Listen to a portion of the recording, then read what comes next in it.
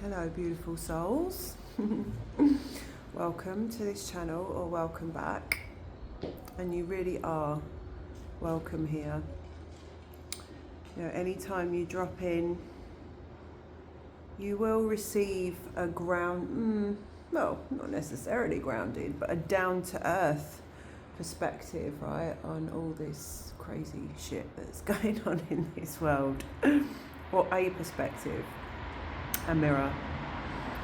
I am sitting in one of my favourite reflection spots, which is St John's churchyard in Glastonbury, and sitting next to the Holy Thorn, which is the tree that they ceremoniously cut from and present to the king at Christmas each year, which is a whole thing in itself. I'm not quite sure that we're in alignment with that expression of deference to sovereignty, when we're coming into a space of self-sovereignty, right? But that's a whole other subject. So how are you all? How are you? How has this week been? We've got a dark moon today and a very powerful, a lot of powerful aspects, right, this month before we really astrologically, astronomically, cosmically shift into a new age, a new identity. It really is a very unique time. And I've been reflecting this week a lot on the value of what I do, value of conversations, value of what I put out. And you notice any creator, I've heard a lot of creators talking about this, that you create a platform and at some point or the other there's there's that shadow of the ego that's like, oh, should I be doing this more, or just wanting to fill a gap, or I haven't posted for a few days and blah, blah, blah, all this stuff. And it's just deeper into that reflection. It's actually, no, nothing that is forced feels aligned. Nothing that is not 100% flowing from source within feels aligned. And you may be noticing this within your own interactions, within things that you do, your occupation, what you put out, your service, who you are, even conversations, right? When we have conversations with others that aren't full, that aren't conscious, maybe a lot of conversations, a lot of interactions in this world still potentially contain the sort of politeness, the surfaceness, the pretense, actually, the niceness, and that kind of obligation energy, which feels so dead, it's so old, it's almost impossible now for me to participate with, and you may resonate with that. It's like a real urge, drive, need, push to get to the core of things, to get to the truth of things, to only allow and sustain what is organic, what is easeful and authentic. And anything else just feels like a no. It just feels like a full F no. And so I've been really reflecting on that this week. It's like really refining the value of everything, every offering, every speech, every note, every word. And when it's off key, it's almost like the harmonics of something. If you play an instrument and it needs tuning, it's like, oh no. And it's that feeling in the body where it's oh no, there's something off here. There's something that hasn't got integrity or authenticity or truth. And I feel like we're really feeling that now. Like we essentially are tuning forks for the divine on this earth, and anything that is less than truthful and transparent and honest, however that looks, is almost just intolerable. There's something else which has been wanting to come through for a couple of days, a message around a wave that's happening, a push from spirit to drop anywhere where we are still consciously or unconsciously attempting to take on or clean up the karma of others. Now this may not be something, normally it's not something that we're doing intentionally. It's not something that we're charging around thinking, right, that's what I'm doing, but it's very subtle. Every time, even if it's through good intention or goodwill, that we are trying to swoop in and maybe a residue of the martyr energy, or and I've done this myself. This is not, it's not a case of calling people martyrs and saviours. Oh, you've got a saviour complex. I don't think any of us do this on purpose. We don't do it intentionally, but it's very ground into human programming. The people pleaser, that kind of energy. When we are jumping in to make someone feel better from that place, to fix something that isn't our job to fix, we are essentially preventing the other person from receiving the karma that is their soul's journey to clean up. There's something happening right now where that's almost being prevented. It's like it's not, spirit doesn't want that anymore. It's like we're at this final push, this final shift of ages, and what's required is for us to, everybody, to take on their own karma, to take full responsibility for all the threads, all the pieces, every single little thing that maybe we may have outsourced or somebody else has been upholding. Maybe that's not the right word. Facilitating. I'm a reformed people pleaser. I had a really ingrained, deep habit of people pleasing for many different reasons, and a lot of you may resonate with this, and it's a very deep pattern to unpick and unwind, and I've been doing that very consciously, like the last traces of it. I've been doing that very consciously this year. It started about a year ago with some reflections with my mother, because my mum was the one that it was really ingrained with my mum. I always wanted her approval, I was always trying to please her. And it's very, very deep within us. So when we see it, we start to unwind it. We start to draw back our psychic energy and consciously heal those patterns, right?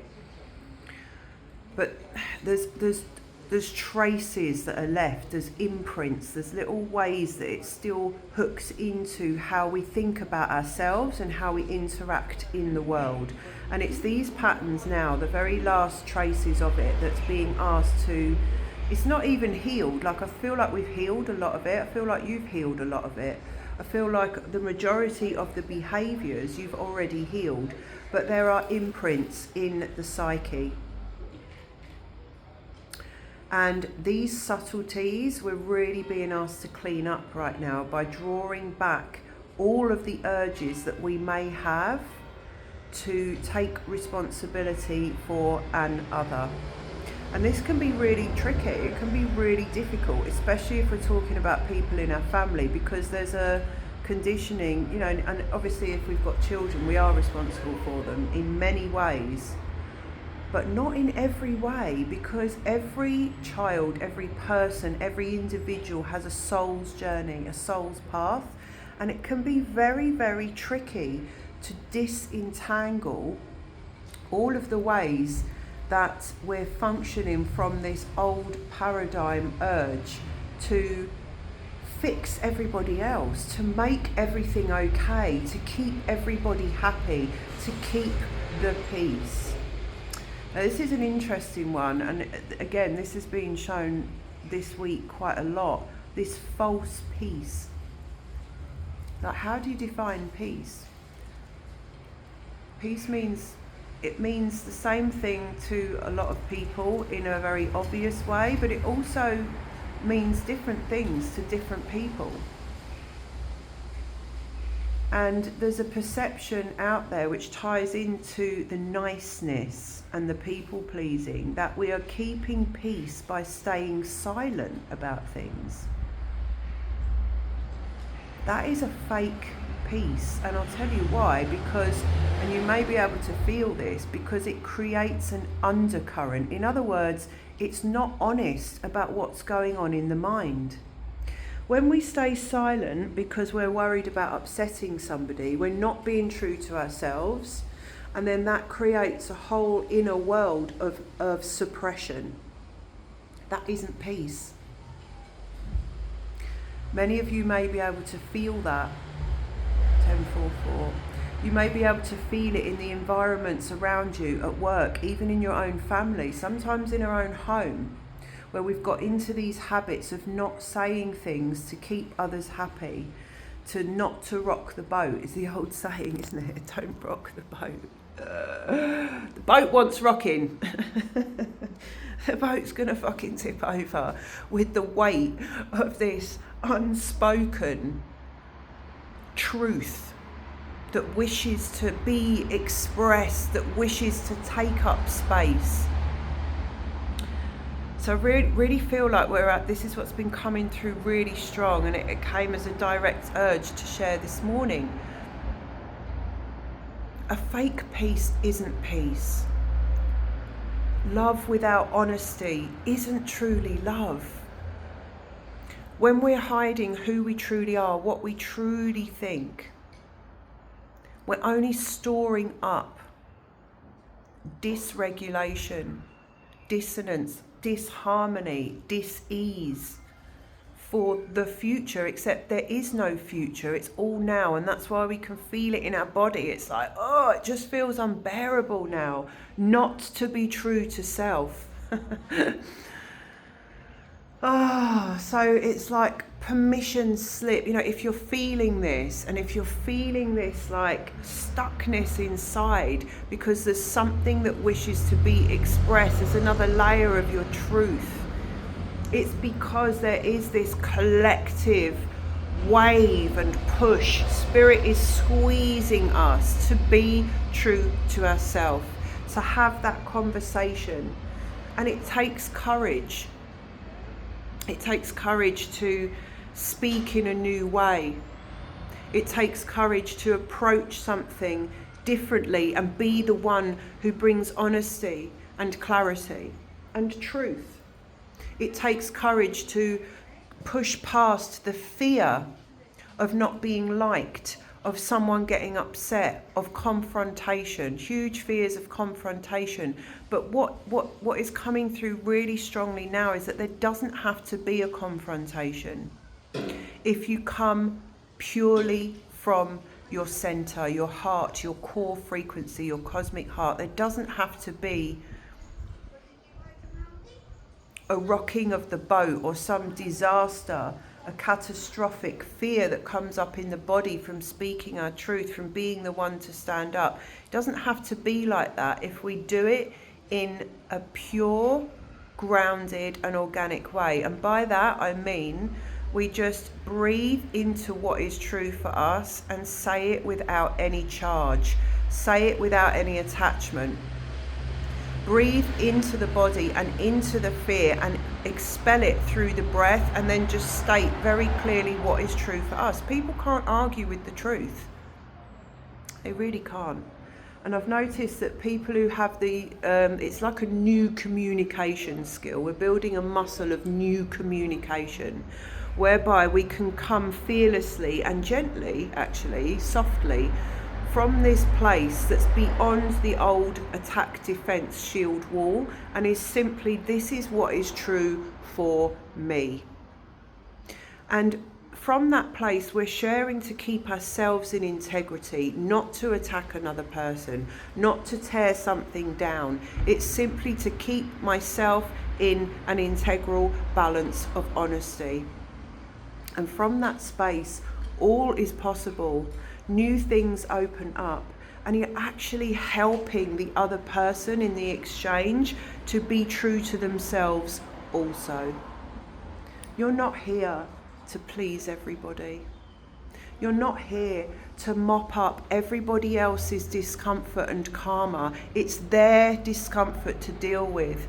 It's time to take responsibility for our own karma, but we do that by drawing our psychic energy back and dealing with our own fears, our own discomforts, and allowing everybody else to do the same. And that is what it means to have this time of reckoning.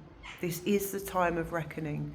We cannot take the old misunderstandings, the old paradigm codependence into the next era, into our true identity, a life that's grounded in our true identity and true self. It's just not coming with us.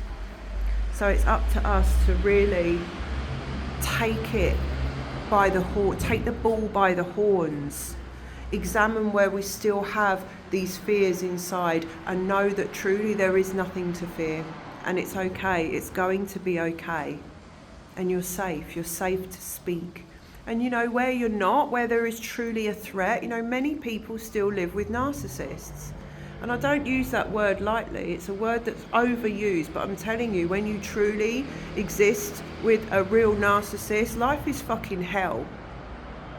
If you are made to feel as if everything you say, do, think, feel is invalid, less than, then you're with a fucking narcissist. And I'm sorry, but you've got to get away from that shit. You know, it's the classic old dynamic. And a narcissist will feed off you if you're a wounded empath, if you don't have any idea of your own power. If you're constantly trying to please everybody, you will have these energies hooking into you. Siren, to confirm, you can do it. You don't deserve to live like that. You don't deserve to live with people who suck and feed off your energy all of the time. So know that you deserve better. Know that you can get away from this. You can make a different choice. And if you truly aren't safe, it's even more reason to get away.